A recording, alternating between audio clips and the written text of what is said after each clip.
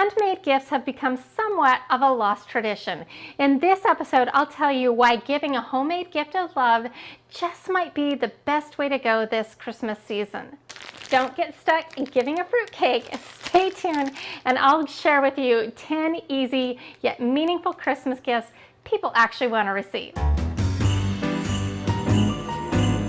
Welcome to Design to the Nines. I'm Natalie Callahan, and if this is the first time we're meeting, welcome to my channel. And no, I don't always have a giant bow on top of my head, but I saw this in the store and I kind of thought it looked like a British fascinator, except for with like a holiday twist, and I'm like, I have to have that. And I want to start this episode out by telling you a little bit about my great grandma Ruth. My grandma Ruth was quite the lady. Even though she's been passed for many years now, she has left a legacy and nobody has forgotten her. And part of that was because she was such an amazing example of a woman who served and was good and kind. And also, I think part of that is because of her gifts of love. Now, she had many grandchildren, yet she made a handmade gift and sent $5 to each and every one of those grandchildren until the day that she died. So today we're all gonna follow Grandma Ruth's example and we're gonna make some gifts of love. We're gonna DIY these gifts. They're gonna be handmade, but they're gonna be something that people actually want. So stick with me to the very end because I have a really cool tribute gift idea to my great grandma Ruth that can translate to your grandma, your loved ones, your kids. So that's going to be a really awesome project. This is a jam-packed episode and we're going to have a lot of fun, so let's get started. All of the gifts that I've got planned, none of them are really Christmas specific because we want people to be able to use these year-round. This first gift, I'm telling you, people will want this because I wanted it just last week when I was so very sick. And thank you for the love and support from my community. I really appreciate it. I was thinking it would be really nice to have one of these and I didn't have one. So we are going to be making a rice heat pack. I've got an assortment of fabrics here and you can really get away with using whatever. They have some fleece blankets from Walmart that you could make several of them out of. I found this one that's pink. It has little gold flecks in it. And just a simple $2.50 throw from Walmart that you could cut apart and use as well. And this one's kind of solid, so I thought it would pair nicely with either a plaid. I might actually use this one. Another idea I had was there's this fleece kind of microfiber cloth that you can find at the Dollar Tree, and it's so soft and nice. One side could be the solid and then you could have a fun print with it. But again, you could just go through your fabric pile. I found this plaid and this floral, so there's a lot of flexibility in the fabrics that you could use. Start out by cutting 2 pieces of fabric into 10 by 40 inch sections. I decided to go with a section of the red fleece blanket and a buffalo check flannel that I picked up at Walmart. There was a little excess, so I decided to make a small one for the eyes. Sew it together on 3 sides, leaving one end open. Cut off the corners on an angle and flip it. Then sew a seam down the middle. If you don't have a sewing machine and you don't know how to sew, that's okay. You can still do this. Use a really good adhesive like an E6000, but I would highly recommend sewing. This is straight stitching. You can do it. I know you can. Now it's time to add some essential oil infused rice. I chose to do several drops of lavender oil, which I mixed into the rice, but you could use whatever scent you like. Then I just scooped it up and carefully poured it into the fabric, being sure to evenly spread the rice and not overfill it. You could sew the seam shut with a machine, so it was just a little bit more inconspicuous. I ended up hand stitching it closed. These rice packs are awesome. You can toss them in the freezer, you can toss them in the microwave for a couple of minutes for cool or hot relief, and you could also add some instructions with your gift. This is an awesome and amazing gift, especially for this time of year. Okay, so next up we are going to be doing some Rayden inspired mugs. I've got a whole assortment of these mugs from the Dollar Tree. They're not an exact match, but you can't really go wrong with doing a cute Rayden inspired mug. To make these, simply take your Dollar Tree mugs and apply a permanent vinyl decal to the mug. If you don't have a Cricut machine to make these yourself, I have seen the Rayden decals for sale on Etsy for as little as 50 cents a piece when bought in bulk, making it possible to make these mugs mugs for around $1.50 a piece. What a steal. I got these little ornaments at the Dollar Tree. We're gonna fill them with hot cocoa, some sprinkles, and maybe some crushed up candy cane. Even though there's a lid on the bottom of this ornament, I went ahead and layered it from the top tiny hole because when you flip it over, it kind of made a mess that way. And we are going to simply set those inside our mugs. They fit in there perfectly. And I just think this is a really fun and simple gift that you can't go wrong with. Now, if you don't want to go to the effort of making a Rayden inspired mug, I found some actual Rayden mugs at Home Goods. I know I've seen them at TJ Maxx for $5.99 a piece. They're very on trend, and the handmade part can be the really cute cocoa filled ornaments, and those are from the Dollar Tree. This is a fun and simple thing to put together. Now, you know I couldn't have a gift list and not have a full-on knockoff in it. And that's what we're gonna do on our next DIY gift idea. So I went over to Pottery Barn website and I found these monogrammed candles. They were in like a mercury glass with frosted, and they had an initial on it. And I thought that that would make a really great customized gift. So I found these mercury glass votives at Walmart for $1.97 a piece. You can also pick up these stickers at Dollar Tree, and they have, you know, all the whole alphabet. So you can just pick out whatever initial you want. The possibilities and the creativity on that part will be up to you. All we're gonna do is simply just take off a sticker and stick it on. And then we're gonna just take it outside, and I have some leftover frosted spray paint. You can pick this up at Walmart as well. And we're just gonna frost the glass, and then we'll peel back the sticker and we'll reveal our customized monogram one that looks just like the one from Pottery Barn. And I debated back and forth whether or not to really get it spot on and melt down a candle and put that inside just like the one from Pottery Barn. But honestly, I kind of like the idea of leaving that up to the person you give the gift to. There's a lot of possibilities with this gift, and it is definitely one to love. So I think every one of my grandmothers used to embroider dish towels. They'd do days of the week, and I love that, but I don't embroider. And so we're gonna do like a modern take on this. I picked up this 10-pack of dish towels from Walmart. I think it was about $5 for the whole pack.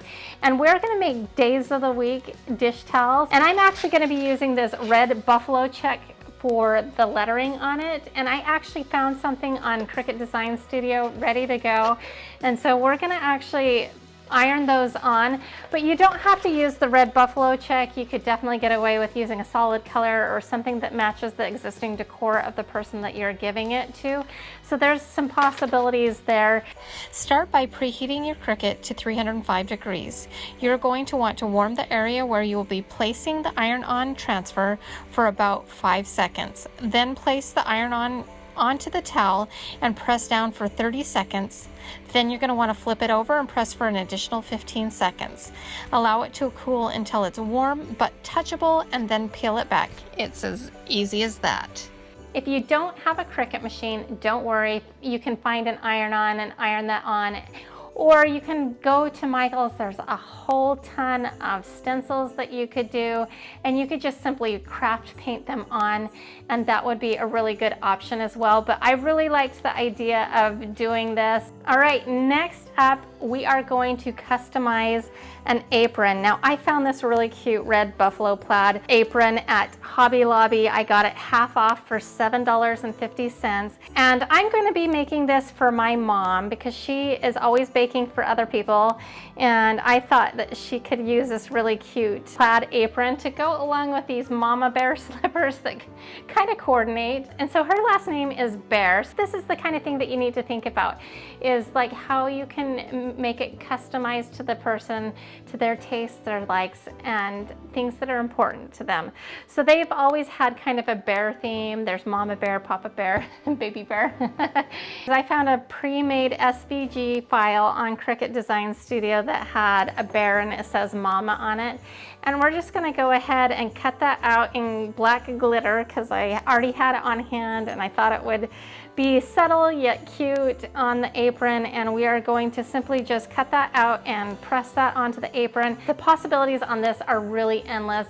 You can go find an apron pretty much anywhere. I know that this is a good gift idea because when I was back in college, I had a friend customize an apron specific to me, and it was really sentimental, really meaningful, and I got years and years of use out of it. So just think about the person and customize the apron that way. All right, so next up is we are going to customize a tote bag. I found this really cute buffalo plaid one on clearance at Joann's for $7.50. You don't have to do a buffalo plaid. You can do something more of like a solid color, but there's a space here where we're gonna customize it, and you can either do like a last name, first name, monogrammed initials, whatever you think would work best in your situation. And I'm again just going to go ahead and cut something out in Cricut heat press vinyl, and we're going to press it on. But canvas is really easy to paint, so you could get a stencil with initials or letters and just simply use a paint pen or just craft paint and paint it right onto the canvas tote bag, their name, their initials, whatever. This would make a good gift idea for a teacher or a friend. I mean, who can't use a good tote? All right, so my next set of gifts, I'm gonna be using one of my favorite discoveries of late, and that is a scorch marker. This scorch marker is really cool. Best practice, you use it in conjunction with this heating tool. I'm not actually gonna call it what it is. I'll put the name of it up here because the last time I said it, YouTube flagged me. They're not very expensive, and there's actually a lot of applications for it. And if you discover this little thing, you're gonna be using it all the time on so many things. If you don't wanna use the scorch marker, you can do almost all of these next things using like a paint pen. So you don't have to do the scorch marker, but it makes it so much cooler, and you'll see why. Stick with me to the very end if you wanna see me try fruitcake for the very first time. And I gotta be honest with you, it does not smell good. So this could be interesting.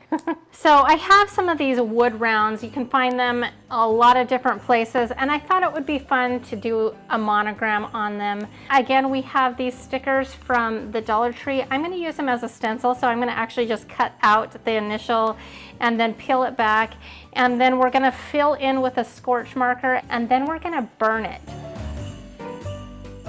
Then you're going to want to do some kind of protective seal on it. I used an all-natural furniture polish, but you can use mineral oil or Varathane.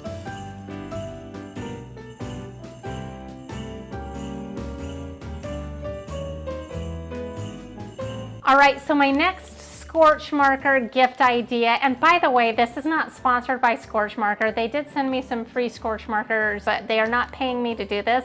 I just simply think that this is a really amazing way to customize gifts. So next up, we are going to be customizing some wood spoons.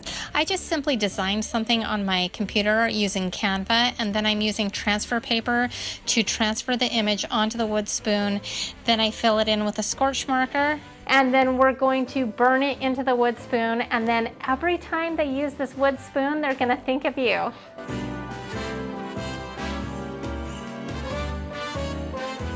My mother-in-law really loves wood rolling pins, and she collects them. She has a whole assortment of them, and I found this one at Target. She typically likes antique ones, but I haven't found very many good thrift stores in the Orlando area. If you know some, hook a girl up. The struggle is real. I need some good thrifting.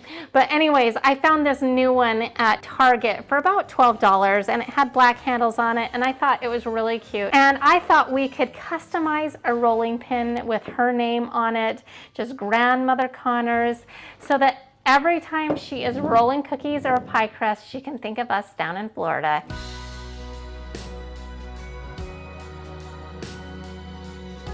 So my last project is my tribute project to my Grandma Ruth, and I am so excited about this. I'm actually going to make myself one because there is so much sentimentality attached to this gift, and it is my favorite of all of the gifts that we have made today. I have a handwritten recipe from my Grandma Ruth.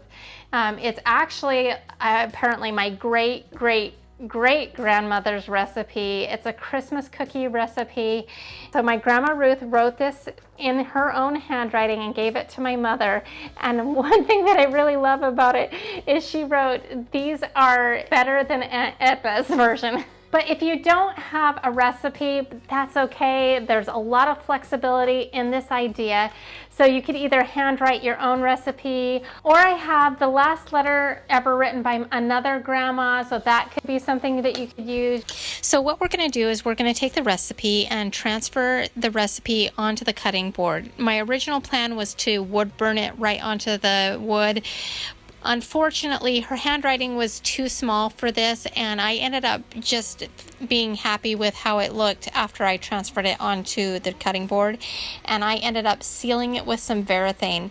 Now, if you had larger handwriting, I definitely go the wood burning route, but in this instance, I was really happy with just the way it turned out. So if you have something handwritten or hand-drawn or something totally meaningful like that, and a piece of wood, that is a recipe for absolute handmade gift success, I promise. Now it's time for me to try this fruit cake. It does not look appetizing, but we're gonna do it. So here we go.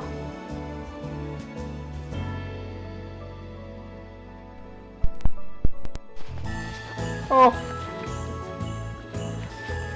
I can't.